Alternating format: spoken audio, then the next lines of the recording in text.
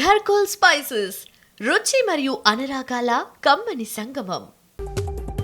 AP అసెంబ్లీలో కీలక bills ఆమోదం పొందాయి. వస్తు సేవల పన్ను సవరణ బిల్లు, దేవాదాయ శాఖ సవరణ బిల్లు, వాట్ సవరణ బిల్లుకి ఏపీ అసెంబ్లీ ఆమోదం తెలిపింది. సాధ్యమైనంత త్వరగా కర్నూలులో హైకోర్టు బెంచ్ ఏర్పాటు చేస్తామని సభలో చెప్పారు సీఎం చంద్రబాబు. లోకాయుక్త, మానవ హక్కుల కమిషన్ కర్నూలులోనే ఉన్నాయని తెలిపారు. అభివృద్ధి వికేంద్రీకరణకు కట్టుబడి ఉన్నామన్నారు సీఎం. రాళ్లసీమలా ఉండే రాయలసీమకి సాగునీరిచ్చామన్నారు. రాయలసీమని ఎడ్యుకేషన్ హబ్ గా తీర్చిదిద్దామన్నారు బాబు. సీఎం చంద్రబాబు లీడర్షిప్ లో పోలీసులు స్వేచ్ఛగా పనిచేసుకుంటున్నారని అసెంబ్లీలో చెప్పారు హోంమంత్రి అనిత. ఈ 5 నెలల్లో పోలీస్ శాఖలో మార్పు వచ్చిందన్నారు. ఏపీ శాసనమండలిలో గందరగోళం నెలకొంది. మెడికల్ సీట్లపై చర్చలో భాగంగా వైసీపీ, టీడీపీ సభ్యుల మధ్య మాటల యుద్ధం జరిగింది. మెడికల్ కాలేజీలను ఏర్పాటు చేయడానికి ప్రభుత్వం సిద్ధంగా ఉందా అని ప్రశ్నించింది వైసీపీ. 100 ఎలుకలు తిన్న పిల్లి హజ్ యాత్రకు వెళ్లినట్టుగా వైసీపీ మాట్లాడుతుందన్నారు మంత్రి సత్యకుమార్. పులివెందుల కాలేజీకి నిధులని పూర్తిగా ఖర్చు పెట్టలేదని చెప్పారు సత్యకుమార్. కేంద్రం నుంచి రావాల్సిన నిధులను తీసుకొచ్చి అన్ని కాలేజీలకి నిధులిస్తామని తెలిపారు మంత్రి. మతాలను దూషిస్తూ చర్చలోకి లాగటం సరికాదన్నారు మాజీ మంత్రి బొత్స సత్యనారాయణ. ఏ మతాన్ని దూషించామో చెప్పాలన్నారు మంత్రి. రాష్ట్రంలో గంజాయి కట్టడికి చర్యలు తీసుకోవాలని, బ్లేడ్ బ్యాచ్ అరాచకాలు అరికట్టాలని కోరారు సభ్యులు. ప్రభుత్వం కఠిన చర్యలు తీసుకుంటుందని మంత్రి అనిత తెలిపారు. రాజమండ్రి, విజయవాడ, కడపలో బ్లేడ్ బ్యాచ్లున్నట్టు తమ దృష్టికొచ్చిందని, వాళ్ళందరినీ ఉక్కుపాదంతో అణిచివేస్తామన్నారు హోంమంత్రి అనిత. గంజాయి బ్లేడ్ బ్యాచ్ పై సీఎం చంద్రబాబు ఇప్పటికే 7 సార్లు రివ్యూ చేశారని చెప్పారు మంత్రి Nara Lokesh. Cabinet sub committee కూడా వేశామని, బ్లేడ్ బ్యాచ్ పని పడతామని చెప్పారు. గంజాయిపై అసెంబ్లీలో ప్రత్యేక చర్చ పెట్టాలని లోకేష్ కోరారు. తన పాదయాత్రలో గంజాయి అంశాన్ని దగ్గరుండి చూశానన్నారు. విశాఖ స్టీల్ ప్లాంట్పై ఏపీ శాసన మండలిలో మాటల యుద్ధం నడిచింది. స్టీల్ ప్లాంట్ ప్రైవేటీకరణపై విపక్షాలు ప్రశ్నించాయి. ప్రైవేటీకరణ ప్రసక్తే లేదని క్లారిటీ ఇచ్చారు మంత్రి భరత్. స్టీల్ ప్లాంట్ భూములను అప్పటి సీఎం జగన్ అమ్మేందుకు యత్నించారని కూటమి సభ్యులు ఆరోపించారు. అందుకే కార్మికులు ఆందోళన బాట పట్టారని డిప్యూటీ సీఎం పవన్ కళ్యాణ్ చెప్పారు. ఆన్లైన్ లోన్ యాప్ల వేధింపులు తీవ్ర సమస్యగా మారాయన్నారు మాజీ మంత్రి భూమా అఖిలప్రియ. లోన్ యాప్ల కట్టడికి చర్యలు తీసుకోవాలని కోరారు ఆమె. లోన్ యాప్ అరాచకాల కట్టడిపై ప్రభుత్వ వైఖరిని వివరించారు మంత్రి అనిత. ఇప్పటికే 199 మందిని అరెస్టు చేశామని చెప్పారు అనిత. ఐటీ కంపెనీలు ఉద్యోగాల కల్పనపై అసెంబ్లీలో చర్చ జరిగింది. విశాఖలో ఐటీ కంపెనీల ఏర్పాటును గత ప్రభుత్వం ప్రోత్సహించలేదని సభ దృష్టికి తీసుకొచ్చారు సభ్యులు. వైసీపీ కాలంలో ఐటీ అభివృద్ధికి కనీస చర్యలు లేవని, కంపెనీల్లో వాటాలు అడగటంతో ఎవరూ ముందుకు రాలేదన్నారు మంత్రి లోకేష్. విశాఖను ఐటీ హబ్గా మారుస్తామన్నారు. టీవీ9 గ్రూప్ న్యూస్9 ఆధ్వర్యంలో జర్మనీలో ఇండియా జర్మనీ గ్లోబల్ సమ్మిట్ ని నిర్వహిస్తున్నారు. నేటి నుంచి 23వ తేదీ వరకు ఈ సదస్సు జరగనుంది. ప్రధాని మోదీ కూడా ఈ సదస్సుకు హాజరవుతారు. శంషాబాద్ లో మాజీ ఎమ్మెల్యే మరి జనార్దన్ రెడ్డి కుమారుడు శశిధర్ రెడ్డి అక్షిత వివాహ విందు ఘనంగా జరిగింది. సీఎం రేవంత్ సహా రాజకీయ ప్రముఖులు హాజరై వధూవరులని ఆశీర్వదించారు. వైసీపీ ఓటమికి కారణం మద్యం ప్రియులే అన్నారు వైసీపీ నేత శివప్రసాద్ రెడ్డి. మద్యం ప్రియుల బలహీనతని ఆసరాగా చేసుకుని కూటమి నేతలు మోసం చేశారని ఆరోపించారు. జగన్ ప్రభుత్వంలో విక్రయించిన మద్యానికి, ప్రస్తుతం విక్రయిస్తున్న మద్యానికి తేడా ఏంటో చెప్పాలన్నారు మాజీ ఎమ్మెల్యే రాజమౌళి. ఏపీలో గత 5 ఏళ్లలో జరిగిన అక్రమాలు, అవినీతి తెలుసుకుంటే ఆశ్చర్యం కలుగుతుందన్నారు బీజేపీ అధికార ప్రతినిధి యామిని శర్మ. జగన్ బ్యాచ్ 1000 కోట్లు దోచుకుందన్నారు. అవినీతి, నియంతృత్వ పాలన, ఫ్యాక్షనిజానికి కేర్ ఆఫ్ అడ్రస్ జగన్ పాలన అన్నారు యామిని శర్మ. నిధులను దారి మళ్లించారని మండిపడ్డారు.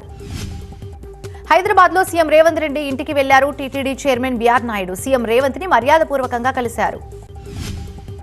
టీటీడీ చైర్మన్ హోదాలో తొలిసారి సీఎం రేవంత్ ని కలిసి పుష్పగుచ్చం ఇచ్చారు బీఆర్ నాయుడు. మరోవైపు టీటీడీ చైర్మన్ ని అభినందించారు సీఎం రేవంత్ రెడ్డి.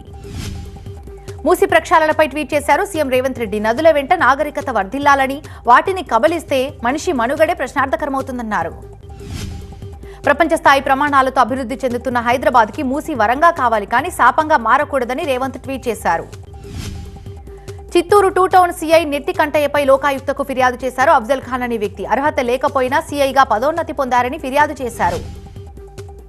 ఎస్ఐగా పనిచేస్తున్న సమయంలో మద్యం సిండికేట్ వ్యవహారంలో ఏసీబీకి దొరికినట్టుగా ఫిర్యాదు చేశాడు. లోకాయుక్తకు ఫిర్యాదుతో పోలీస్ శాఖకు నోటీసులు జారీ అయ్యాయి. లోక్మంథన్ కార్యక్రమం బాగుందన్నారు మాజీ ఉపరాష్ట్రపతి వెంకయ్యనాయుడు. తిరిగి మూలాలకు వెళ్లండని చెప్పేందుకే ఈ కార్యక్రమం చేపట్టామని తెలిపారు. సంగీత ప్రదర్శన చూస్తుంటే గర్వంగా ఉందన్నారు వెంకయ్య. ముందు అమ్మ భాష నేర్చుకుని ఆ తర్వాత దేశంలోని అన్ని భాషలు నేర్చుకుందామని చెప్పారు. కశ్మీర్ నుంచి కన్యాకుమారి వరకు ఉన్నటువంటి కళాకారులు లోక్ మంథన్ కు వచ్చారన్నారు మంత్రి జూపల్లి. ఇక్కడ వంటలు రుచి చూడాలని, సంస్కృతి సాంప్రదాయాలను పరిశీలించాలని కోరారు. మన జీవన విధానాల గురించి చర్చించే కార్యక్రమం లోక్ మంథన్ అన్నారు. జాతీయ కళారూపాలు ప్రపంచానికి పరిచయం చేసేందుకు లోక్ మంథన్ కృషి చేస్తుందని చెప్పారు జూపల్లి. గాంధీ భవన్లో ప్రజాపాలన నిర్వహించారు డిప్యూటీ సీఎం భట్టి విక్రమార్క. సమస్యలపై ప్రజలతో ముఖాముఖి కూర్చొని మాట్లాడటం సంతోషమన్నారు. ఎన్నికల ముందు తామిచ్చిన ప్రతి హామీని అమలు చేసి తీరుతామన్నారు భట్టి విక్రమార్క. ఇప్పటికే ఉచిత విద్యుత్ ఇస్తున్నామని, ఉద్యోగాల కల్పన చేస్తున్నట్టుగా చెప్పారు ఆయన. టీటీడీలో కల్తీ నెయ్యిపై సిట్ విచారణ అనవసరమన్నారు చింతామోహన్. శ్రీవారి లడ్డూపై జరిగిన వివాదంతో ఇప్పటికే హిందువుల మనోభావాలు దెబ్బతిన్నాయని చెప్పారు. విశాఖలో మహిళా, విద్యార్థి ప్రజా సంఘాలు ఆందోళన చేపట్టాయి. గ్యాంగ్ రేప్కు గురైనటువంటి విద్యార్థినికి న్యాయం చేయాలని డిమాండ్ చేశారు. నారాయణపేట మగనూర్ జెడ్పీ స్కూల్లో ఫుడ్ పాయిజన్ ఘటనపై విద్యాశాఖ చర్యలు చేపట్టింది. ఎంఈఓ, హెడ్ మాస్టర్, భోజన నిర్వహణ ఇన్ఛార్జిపై వేటు వేసింది. ఫుడ్ పాయిజన్ తో మహబూబ్ నగర్ జిల్లా ఆసుపత్రిలో చేరితే అక్కడ సేమ్ సీన్ రిపీట్ అయింది. ఉదయం పేషెంట్స్ కి ఇచ్చిన అల్పాహారంలో పురుగులు కనిపించాయి. దీంతో విద్యార్థుల తల్లిదండ్రులు ఆగ్రహం వ్యక్తం చేశారు. హాస్పిటల్లో కూడా సరైన ఆహారం లేదన్నారు. బయట ఫుడ్ వద్దంటున్నారని ఆవేదన వ్యక్తం చేశారు. హైదరాబాద్ గచ్చిబౌలిలో గంజాయి విక్రయిస్తున్న ముఠాను అరెస్ట్ చేశారు పోలీసులు. వారి వద్ద నుంచి 5 కిలోల గంజాయిని స్వాధీనం చేసుకున్నారు. వరంగల్ ఎస్బీఐ బ్రాంచ్ చోరీ కేసు దర్యాప్తు వేగవంతం చేశారు పోలీసులు. దొంగల ముఠా కోసం 4 బృందాలతో గాలిస్తున్నారు. చోరీలో బ్యాంకు సిబ్బంది పాత్రపై పోలీసులు ఆరా తీస్తున్నారు. గ్యాస్ కట్టర్తో దోపిడీకి పాల్పడ్డ ముఠా 13,60,00,000 విలువైన 19 కిలోల బంగారం అపహరించారు. ఏలూరు జిల్లాలో ద్వారకా తిరుమలలోని ఒక ఆశ్రమంలో 100 కేజీల కారంతో శివస్వామికి అభిషేకం చేశారు భక్తులు. ప్రతి సంవత్సరం కార్తీక మాసంలో కారంతో అభిషేకం చేయడం ఆనవాయితీగా వస్తుంది. 14 ఏళ్లుగా కారంతో అభిషేకం చేస్తున్నారు పూజారులు. నంద్యాల జిల్లా కొత్తపల్లి శివారులోని వరి పొలంలో 4 జంగం పిల్లి పిల్లలు కనిపించాయి. ఆ పిల్లలు పులి పిల్లలను పోలి ఉండటంతో స్థానికులు భయపడ్డారు. కడప జిల్లా కత్తెరగండ్లలోని చెన్నవరం, పాపిరెడ్డిపల్లి మధ్యలో ఒక మహిళని హత్య చేశారు గుర్తు తెలియని వ్యక్తులు. ఆనవాళ్లు లేకుండా తలపై రాళ్లతో కొట్టి నుజ్జు చేశారు. కాకినాడ జిల్లా సుబ్బంపేటలో వైద్యం వికటించి 16 ఏళ్ల బాలిక మృతి చెందింది. బాలికకు జ్వరం, వాంతులు కావడంతో ఆర్ఎంపీ వైద్యుడి దగ్గరికి తీసుకెళ్లారు కుటుంబ సభ్యులు. సెలైన్ ఎక్కిస్తుండగా బాలిక ఆరోగ్యం విషమంగా మారింది. దీంతో పిఠాపురం ఆసుపత్రికి తీసుకెళ్లమని చేతులెత్తేశాడు వైద్యుడు. అర్హత లేకున్నా డాక్టర్ వైద్యం చేసినట్టుగా తెలుస్తోంది. అక్రమంగా రవాణా అవుతున్నటువంటి బూజు పట్టిన చైనా వెల్లుల్లిని నెల్లూరు సమీపంలో కస్టమ్స్ అధికారులు సీజ్ చేశారు. 333 బస్తాల్లో తరలిస్తున్న 22 లక్షల విలువ చేసే చైనా వెల్లుల్లిని పట్టుకున్నారు. హైదరాబాద్ కుక్కట్పల్లిలో 2 విద్యార్థినులు అదృశ్యమయ్యారు. వివేకానంద నగర్ కాలనీలోని శ్రీ చైతన్య టెక్నో స్కూల్లో 8వ తరగతి చదువుతున్నారు హారిక, లక్ష్మీదుర్గ. తల్లిదండ్రుల ఫిర్యాదుతో గాలింపు చేపట్టినటువంటి పోలీసులు విద్యార్థులు చీరాలలో ఉన్నటువంటి సూర్యలంక బీచ్ కి వెళ్లినట్టుగా గుర్తించారు. అక్కడి పోలీసులతో మాట్లాడి వారిని హైదరాబాద్ కు తీసుకొస్తున్నారు. అమెరికాలో లంచం ఆరోపణలపై అదానీ గ్రూప్ ప్రకటన విడుదల చేసింది. యుఎస్ డిపార్ట్మెంట్ ఆఫ్ జస్టిస్ తమ సంస్థపై చేసిన ఆరోపణలు పూర్తిగా నిరాధారమని ఖండించింది. 3 దేశాల పర్యటనలో భాగంగా గయానా చేరుకున్న ప్రధాని మోదీ ఆ దేశ అధ్యక్షుడు ఇర్ఫాన్ అలీతో భేటీ అయ్యారు. పలు అంశాలపై ఇరు దేశాల మధ్య ఒప్పందాలు జరిగాయి. ప్రధాని మోదీకి వచ్చినటువంటి అంతర్జాతీయ పురస్కారాల సంఖ్య 19కి చేరింది. తాజాగా తమ దేశ అత్యున్నత పురస్కారం ది ఆర్డర్ ఆఫ్ ఎక్సలెన్స్ ని అందజేసింది గయానా. 2025 ఢిల్లీ ఎన్నికల కోసం ముందస్తుగా సిద్ధమవుతోంది. ఆప్ 11 మంది అభ్యర్థులతో కూడిన తొలి జాబితాను ఆప్ విడుదల చేసింది. బీజేపీ, కాంగ్రెస్ మాజీ నేతలు ఈ లిస్టులో ఉన్నారు.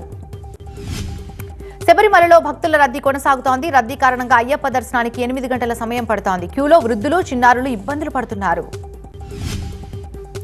భారత చట్టాలను, అమెరికా చట్టాలను అదానీ ఉల్లంఘించారని రాహుల్ గాంధీ అన్నారు. అదానీ అవినీతిలో ప్రధానికి ప్రమేయం ఉందని, అందుకే ఆయనను రక్షిస్తున్నారని ఆరోపించారు రాహుల్ గాంధీ. అదానీ గ్రూప్ పై జేపీసీ ఏర్పాటు చేయాలని జయరాం రమేష్ డిమాండ్ చేశారు. మోదీ స్కామ్స్ పై జేపీసీ ఏర్పాటు చేయాలని 2023 జనవరి నుంచి డిమాండ్ చేస్తున్నామన్నారు. కర్ణాటక సీఎం సిద్ధరామయ్య ఢిల్లీలో ఆర్థిక మంత్రి నిర్మలా సీతారామన్ కలిశారు. సీజనల్ వ్యవసాయ కార్యకలాపాల కోసం కేటాయింపులు చేయాలని లేఖ సమర్పించారు. కర్ణాటకలో 4 విభాగాల్లో 4 అధికారులపై వచ్చినటువంటి ఫిర్యాదులకు సంబంధించి కర్ణాటక లోకాయుక్త దాడులు నిర్వహించింది. చిక్బళ్లాపూర్తో పాటు ఇతర ప్రాంతాల్లో 25 చోట్ల ఏకకాలంలో సోదాలు కొనసాగాయి. లోకాయుక్త తనిఖీల్లో భారీగా అటు నగలు స్వాధీనం చేసుకున్నట్టుగా తెలుస్తోంది. పంట వ్యర్థాలు, గడ్డిని తగలబెట్టొద్దని పిలుపునిచ్చారు కేంద్ర మంత్రి టోఖాన్ సాహు. ఢిల్లీ సమీపంలోని ఒక పొలంలో ట్రాక్టర్ని నడిపి గడ్డిని, కట్టెలను తయారు చేశారు. శీష్ మహల్ వివాదంపై సమాధానం చెప్పాలంటూ ఢిల్లీలోని ఆప్ జాతీయ కన్వీనర్ అరవింద్ కేజ్రీవాల్ నివాసం దగ్గర బీజేపీ నేతలు, కార్యకర్తలు భారీ ఆందోళన చేపట్టారు. బ్యారికేడ్స్ తో ఆందోళనకారులని అడ్డుకున్నారు పోలీసులు. బ్యారికేడ్స్ ఎక్కి ప్లకార్డ్స్ ప్రదర్శించారు బీజేపీ కార్యకర్తలు. దీంతో వారిని పోలీసులు అడ్డుకున్నారు. కర్ణాటకలోని బగల్కోట్లో దారుణం చోటు చేసుకుంది. హెయిర్ డ్రైయర్ ఒక్కసారిగా బ్లాస్ట్ అవ్వడంతో 2 చేతులు కోల్పోయింది ఒక మహిళ. బీహార్లోని బెట్టియాలో దర్భంగా ఎక్స్ప్రెస్ రైలు పట్టాలు తప్పింది. ప్రయాణికులకు ఎలాంటి ప్రమాదం జరగకపోవడంతో అంతా ఊపిరి పీల్చుకున్నారు. జమ్మూ కాశ్మీర్లోని 8 ప్రాంతాల్లో దాడులు చేపట్టింది ఎన్ఐఏ. ఉగ్రవాదుల చొరబాటు కేసుకు సంబంధించి రియాసీ, దోడా, ఉధంపూర్, రాంబాన్, కిష్వార్త్ జిల్లాల్లో తనిఖీలు జరిగాయి. నిషేధిత ఉగ్రవాద సంస్థలు లష్కరే తోయిబా, హిజ్బుల్లా ముజాహిదీన్తో సంబంధం ఉన్నట్టు మునీర్ అహ్మద్ బుందాయిని ఎన్ఐఏ అరెస్ట్ చేసింది. ఉత్తరప్రదేశ్ అలీఘర్ జిల్లాలో ఘోర రోడ్డు ప్రమాదం జరిగింది. యమునా ఎక్స్ప్రెస్ హైవేపై ట్రక్ బస్సు ఢీకొనగా 5 మృతి చెందారు. ఈ ప్రమాదంలో 15 మందికి పైగా గాయపడ్డారు. క్షతగాత్రులని ఆసుపత్రిలో చేర్పించారు. పోలీసులు సంఘటన స్థలానికి చేరుకుని విచారణ చేపట్టారు. యూపీ జున్వాయిలో ఎన్కౌంటర్ జరిగింది. అనుమానితులను ప్రశ్నిస్తుండగా కాల్పులు జరిపారు. పోలీసుల ఎదురు కాల్పుల్లో స్మగ్లర్ గజరాజ్ గాయపడగా 2 అనుచరులు పారిపోయినట్టుగా తెలుస్తోంది. ప్రతిష్టాత్మక ఇఫ్ఫీ చిత్రోత్సవం గోవాలో ఘనంగా ప్రారంభమైంది. అక్కినేని నాగేశ్వరరావు, రాజ్ కపూర్, మహమ్మద్ రఫీ, తపన్ సిన్హాల గౌరవార్థం స్టాంపులను విడుదల చేశారు. కబీర్ బహియాతో కలిసి దిగినటువంటి ఫోటోను షేర్ చేస్తూ బర్త్డే విషెస్ చెప్పారు కృతి సనన్. దీంతో వీళ్ళిద్దరూ ప్రేమలో ఉన్నారన్న వార్త మరోసారి తెర మీదకి వచ్చింది. సంజయ్ లీలా భన్సాలి తెరకెక్కిస్తున్న లవ్ అండ్ వార్ సినిమాలో అలియా భట్ హీరోయిన్ గా, రణబీర్ కపూర్ విలన్ గా, Vicky Kaushal positive character play చేస్తున్నారని టాక్ వినిపిస్తోంది. ఘర్కోల్ స్పైసెస్ రుచి మరియు అనురాగాల కమ్మని సంగమం.